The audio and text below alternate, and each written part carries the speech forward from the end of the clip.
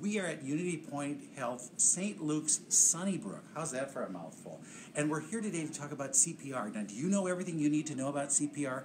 At my office, we actually had somebody who collapsed and needed CPR, but we weren't always ready for something like that. Thankfully, there was somebody there who helped him, saved his life. We're here. Naomi, can you tell me about this program and what you guys are talking about, what you're doing for your people, and what we can learn from all of that? Yes, we're excited to share with our Siouxland community of patients and families that we implemented the Rescue Quality Improvement Program. We implemented this last July, and so we're into our second quarter. And what it is, it's a new cutting-edge technology. It's simulated carts, rescue. So they're as close as we can get to the real thing without having to work on a person. Right. Right? And what it has demonstrated, research has shown that with the use of more frequent skills practice with CPR rather than the traditional form of going every 2 years, right, that it translates into higher survival rates following cardiac arrest. You have all of your people trained in this, or how does it work out? How many people are doing it? All of our clinicians, clinical staff, and that's about 800 employees, wow, are enrolled in the basic life support program, and then certain areas like the ER and ICU are required to have advanced life. And of course, our nurses that care for our little ones also have pediatric advanced life. So when we come, we have the security of knowing that we're going to be okay if this happens, right?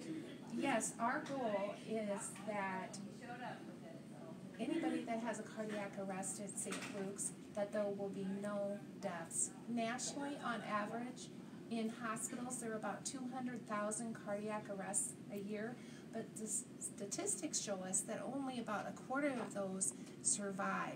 We want to turn that statistic around. We want 100% of our patients to survive a code blue. How good are you at it? Well, I am an administrator, and I do remediation if any staff are struggling, but the majority of our staff are able to do this training. What's different about it is that it's low dose, high frequency. So staff are able to do this. It only takes them about 10 minutes, but they're doing it every 90 days. Super. So repetition helps. It's a good thing, right? We've got some samplers here. Are you guys ready? Dawn's going to help us. Edie's going to help us. Show me what we need to know how to do, because I'm so freaked about this. I really, if you dropped right now, I'd run. So that's just how I am. The first thing is you want to make sure that they're unresponsive. So Annie, are you okay? They're not responding. If there's somebody standing near you, tell them to go call 911. I'm okay. Then you wouldn't do it. Right. But then if they're kind of breathing, you got to check their breathing as well. They may need some rescue breaths, even though they're kind of responding. So okay, so what? Assume this guy had it, right? Right. What do we do? So first thing is to check the responsiveness, and then you're checking for a pulse. If I'm not feeling a pulse at all, we're going to start chest compressions. Okay, now when we learned that you had to do it, you put two hands together and you press on it, staying alive, is what you go to the song. Right. Is that still valid, or is that like so old school I shouldn't even be doing it? We want to at least get 100 chest compressions in per minute. Okay, so show me what we need to do. Dawn, okay. Dawn, you're the big star of this, right? You used to work in these kind of services, right? Correct. Emergency care? Correct. So how often would you run into something like this? When I was in emergency medical services in the pre-hospital setting, I would run into it probably 2 or 3 times a week. Wow. In the ER setting, it was a little less frequent.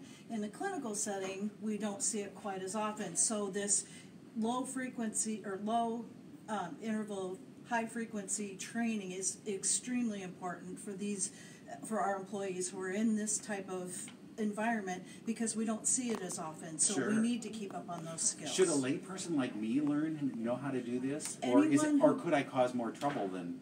No, anyone who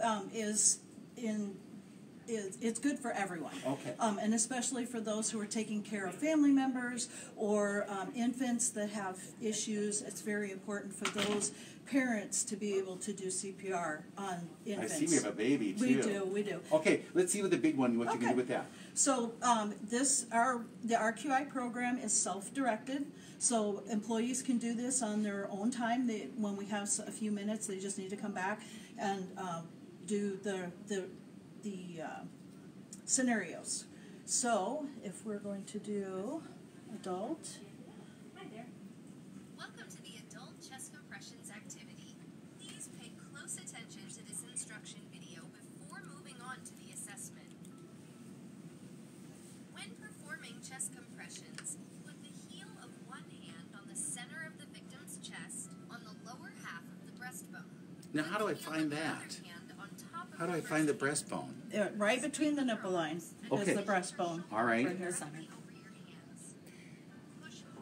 And you'll see that the laptop is audio and video activated and will give directions to the caregiver.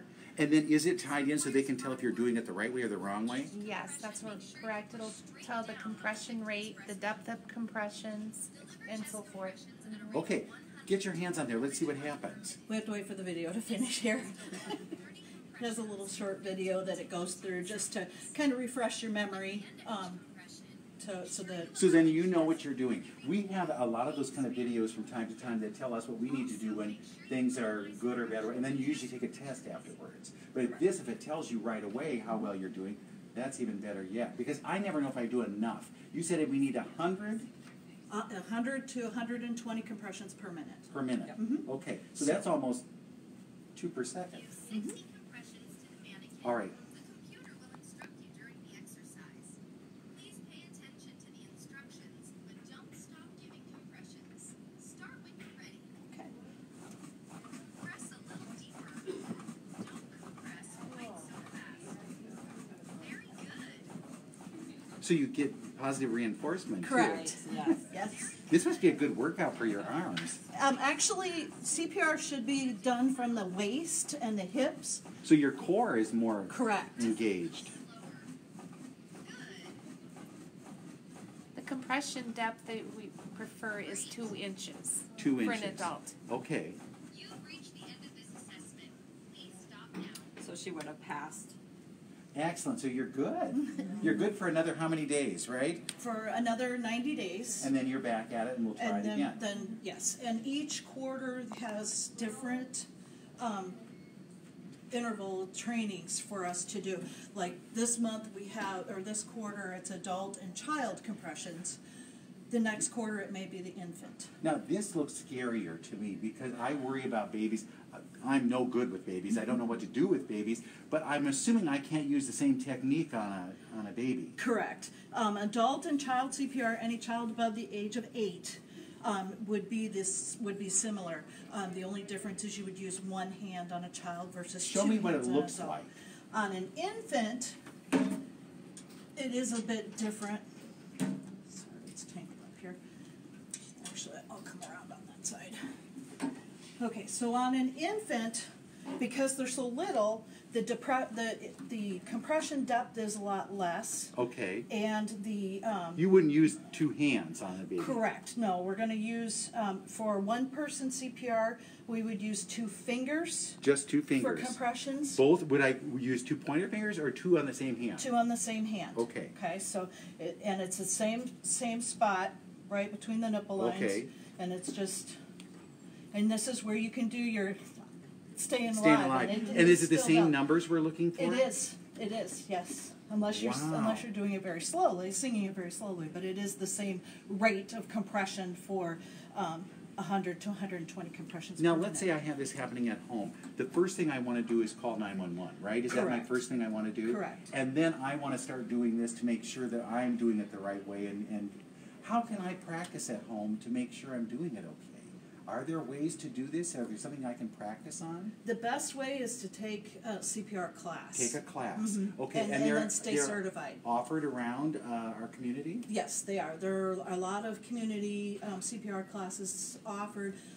Western Iowa Tech is one of the biggest that provides those classes, and they do provide them to laypersons as well. Great. Oh, that's so wonderful. Well, it's even better to know that when I go to a clinic or when I go to the hospital